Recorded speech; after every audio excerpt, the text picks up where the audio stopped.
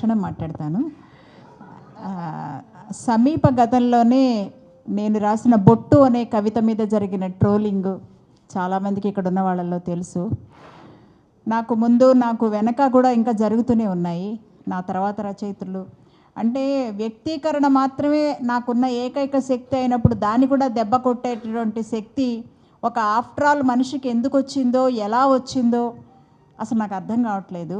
మనం ఎక్కడున్నాము, హక్కులు ఎక్కడున్నాయో మనకి, ఇవన్నీ మనం మాట్లాడుకుంటున్నాం కానీ నిజంగా అనుభవిస్తున్నావా లేదా అనేది నాకు అర్థం కావట్లేదు.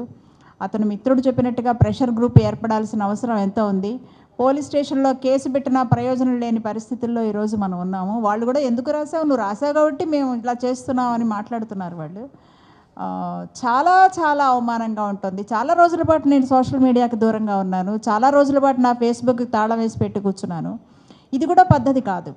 ఇలా కాదు, పోరాటం చేస్తే కొడుతున్నారు, మాట్లాడుతున్నారు, ఈ ఇంటికి వస్తూ ఉంటున్నారు, మీ కుటుంబాన్ని ఇలా చేస్తూ ఉంటున్నారు. ఇదంతా కూడా చాలా భయంకరంగా ఉంది. ఇది ఎవరితో చెప్పుకోవాలో తెలియదు, చెప్పుకున్న ప్రయోజనం ఉండటం లేదు.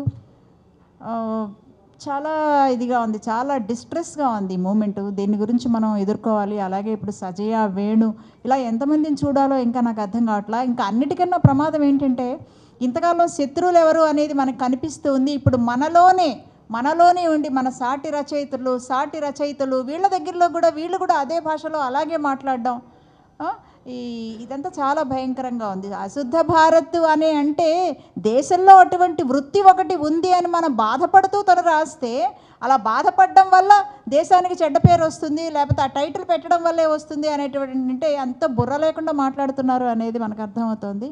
తప్పకుండా దీనికి మనం ఏం చేయాలో ఆలోచించాల్సిన అవసరం అయితే ఉంది. Thank you. మేడం.